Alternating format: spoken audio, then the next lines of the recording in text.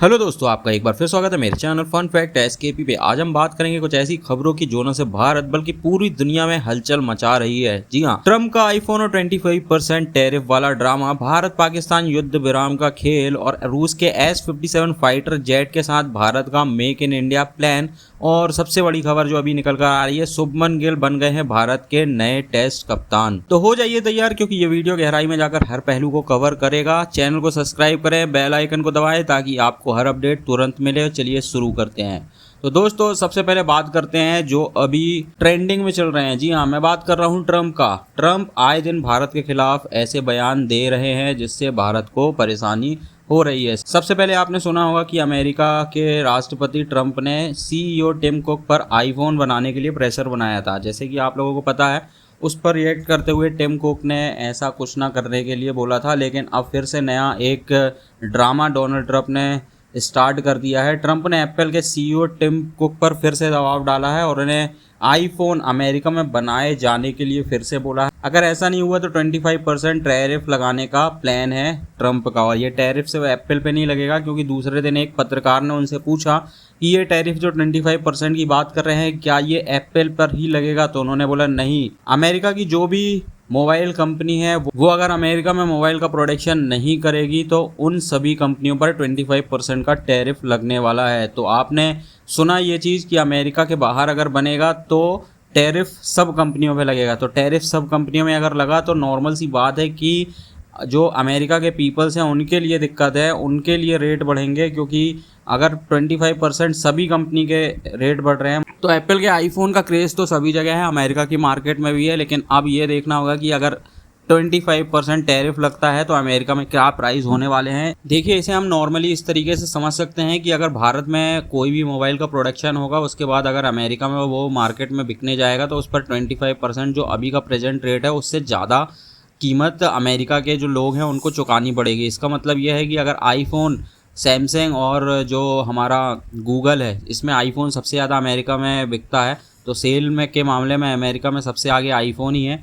तो इसके रेट जो हैं वो महंगे हो जाएंगे और इससे अमेरिका के जो लोग हैं वो दूसरे फ़ोन की तरफ भी जा सकते हैं। लेकिन भारत में भी आईफोन का क्रेज़ बहुत ही ज़्यादा बढ़ रहा है। हालांकि आईफोन भारत में अमेरिका के मामले कम सेल होता है, लेकिन आने वाले समय में इसकी सेल और भी बढ़ सकती है। क्योंकि इंडिया और अमेरिका की अगर पॉपुलेशन की बात करें तो आप लोगों को पता है कि भारत अभी अमेरिका के मामले में थोड़ा सा गरीब तो है, लेकिन यहाँ की पॉपुलेशन अगर इंक्रीज़ है तो एक दिन वो भी आएगा जब आईफोन का पूरा मार्केट, अमेरिका जैसे अभी पूरा मार्केट आईफोन का अमेरिका के लिए नंबर 1 बना हुआ है, वैसे आईफोन भारत के लिए भी नंबर 1 कंपनी बन सकता है आने वाले समय में। तो अभी बात करेंगे कि अगर ये चीज़ होती है तो सबसे ज़्यादा घाटा अमेरिका के लोगों को होने वाला है अगर आईफोन कंपनी इंडिया से बाहर नहीं जाती। हाँ, अगर बाहर चली जाती है तो उसमें भी एप्पल को ही घाटा होने वाला है, क्योंकि जो परचेसिंग पावर है, जो भी रॉ मटेरियल ख़रीदे जाते हैं और असेंबल किया जाता है, हर चीज़ का कॉस्ट अगर निकाली जाएगी तो अमेरिका में ये सब चीज़ें, इनको जो आईफोन अभी कम कीमत में बन के तैयार हो रहा है वो महंगी कीमत में बन के तैयार होगा। मतलब किसी भी हाल में आईफोन की कीमत बढ़ जाएगी अगर कोई भी एक्शन लिया जाता है। तो अब बात करेंगे हार्वर्ड में विदेशी छात्रों को रोक के मामले पे। तो दोस्तों, अभी एक और खबर निकल कर आई है जिसमें ट्रम्प के प्रशासन ने हार्वर्ड यूनिवर्सिटी में विदेशी छात्र, मतलब इंडिया बस के नहीं, जितने भी विदेशी छात्र हैं उनके दाखिले पर रोक लगा दी है। मतलब कि अब यूनिवर्सिटी में बाहर के किसी भी छात्रों को एडमिशन नहीं मिलेगा। जैसे कि आपको बता दूं, हर साल हार्वर्ड में 500 से 800 सिर्फ इंडियन स्टूडेंट्स एडमिशन लेते हैं और इस साल 788 भारतीय स्टूडेंट्स यहाँ पे पढ़ रहे हैं। लेकिन अब ये रोक अगर लगती है तो 6000 से ज़्यादा जो विदेशी छात्र हैं, जिसमें सबसे ज़्यादा चाइना और इंडिया के ही हैं, तो उनको सबसे ज़्यादा दिक्कत झेलनी पड़ सकती है। तो इसका असर क्या होगा? भारतीय छात्र जो हार्वर्ड जैसी यूनिवर्सिटी में पढ़ने का सपना देख रहे हैं ना, वो कनाडा, UK और ऑस्ट्रेलिया जैसे देशों की यूनिवर्सिटी की तरफ चले जाएंगे। लेकिन ये इतना आसान भी नहीं है, क्योंकि वीज़ा प्रक्रिया सबसे पहले ही सख्त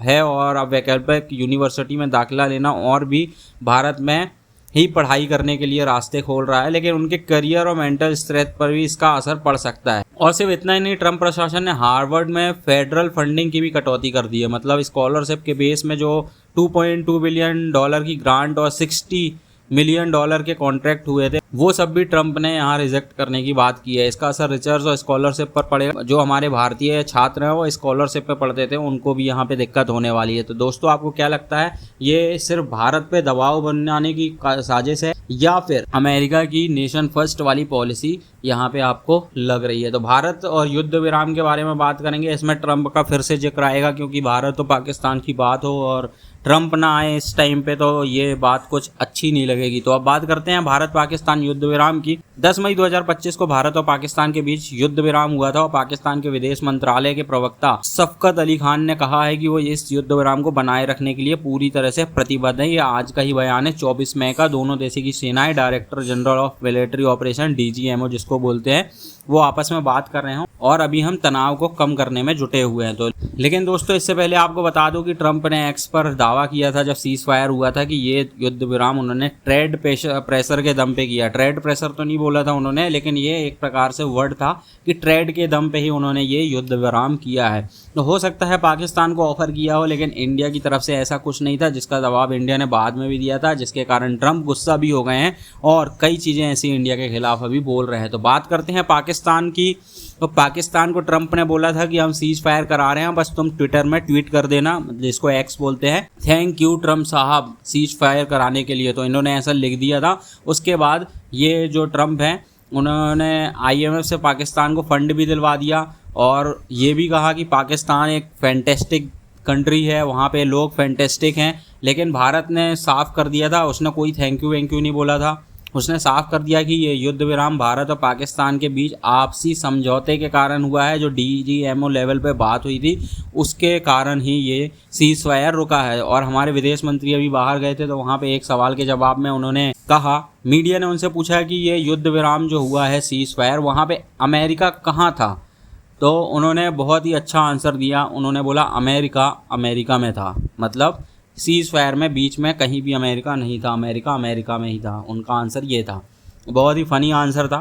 तो इस बात से ट्रंप का ईगो हर्ट हो गया, क्योंकि हमारे जयशंकर साहब कई बार इस तरीके से अमेरिका को समझा चुके हैं। वो जैसे बोलते हैं ना, वन वर्ड आंसर देने वाले, इस तरीके के हमारे फॉरेन मिनिस्टर हैं। तो उस समय जब राहुल गांधी ने बोला था कि पाकिस्तान को पहले ही बता दिया हमला करने से पहले, ये देखिए कुछ भी है, पॉलिसी है। हम चाहते थे POK कैप्चर हो जाए। POK कैप्चर करना अभी उतना आसान नहीं है, क्योंकि चाइना घुस गया है POK में। ठीक है, अगर हम POK लेने जाएंगे तो चाइना से भी हमको लड़ना पड़ेगा। तो ये नहीं है कि इंडिया पाकिस्तान से, ठीक है पाकिस्तान से लड़ रही है, लेकिन POK को अगर लेने हम गए तो 100% है कि हमको चाइना को भी काउंटर अटैक करना पड़ेगा। तो जब हमारी तैयारी वैसी हो जाएगी तब हम POK भी ले लेंगे। तो अभी बात करते हैं वेस्टर्न कंट्रीज और ट्रंप क्यों भाई झल्लाए हुए हैं। उसके और भी कई कारण हैं। जो सीज फायर है उससे तो ट्रंप झल्लाए हैं, बाकी वेस्टर्न कंट्री भी झल्लाई हुई है।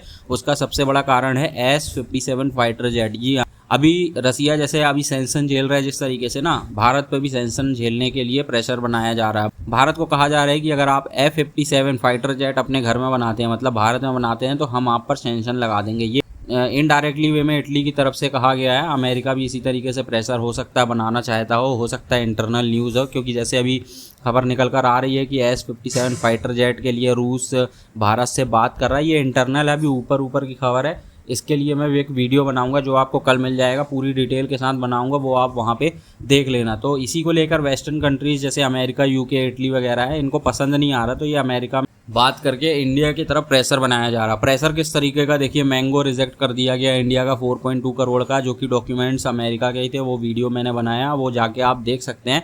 अमेरिका के ऑफिसर ही डॉक्यूमेंट बनाते हैं और अमेरिका के ऑफिसर ही डॉक्यूमेंट को रिजेक्ट कर देते हैं। आम में कोई कमी नहीं